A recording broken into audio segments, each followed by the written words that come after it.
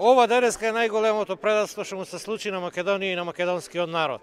Генерации македонци ја дале својата крв, загинале, а не знам сега оваа предавничка власт како ќе му објасни на комитите, на војводите, на партизаните, на револуционерите, на бранителите што направија денеска, зошто ја продадоја Македонија.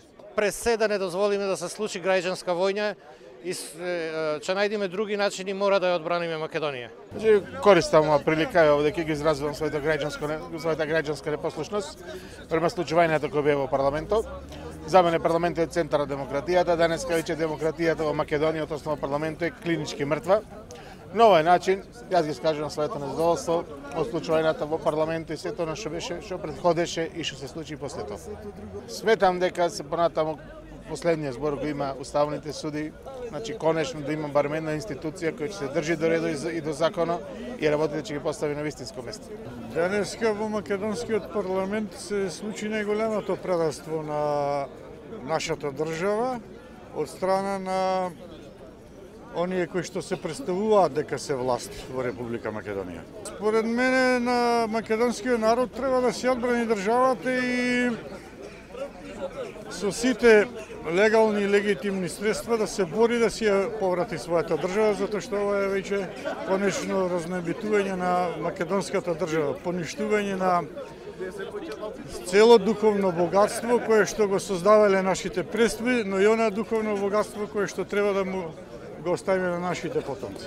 Значи денеска на Македонија и се случи втор дел од сценариото што се случи на 27 април. Сценариото е разнебитување на државата. За жал македонскиот народ пробуваше, но не успеа да го спречи сето тоа од 100 немудри политичари македонци кои што денеска беа во парламентот.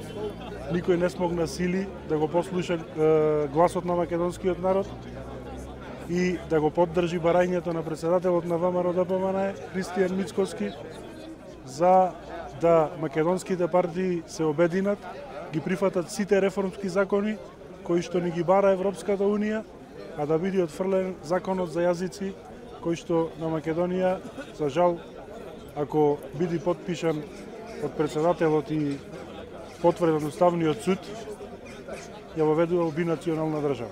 Па денеска не случајно е овај ден одбран 14.3. оваа година, значи 14.3.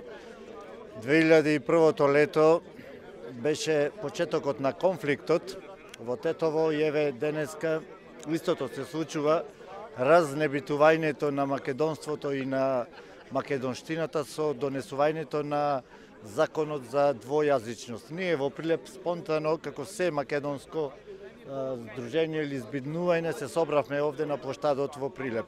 Очекуваме поголем број на добронамерни македонци патриоти. Денеска што и се случи на Македонија. Ако одговорот на ова прашање не го знаат македонците, не заслужуваат да има држава. Денеска Македонија и го пречекори вториот праг. Првиот праг го знаеме кој беше кој помина.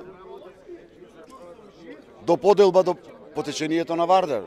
Тоа беше татвано, тоа го слушнавме од господава од албанскиот блок. Шо понатаму? Шо понатаму зависи од колку души ќе има овде на Плочников. Ние сите имаме деца. И тие и ние. Ја не ги обвинувам албанците. Тие си барат. Јас знам за они што треба. Јас имам проблем од оние што го продават она што не му се бара. Ова сето што му е даено, му го дават нашите македонци. Не го земат албанците сами. Ја не се сложувам во Прилеп да се учи албански јазик. Во Прилеп нема ни еден албанец.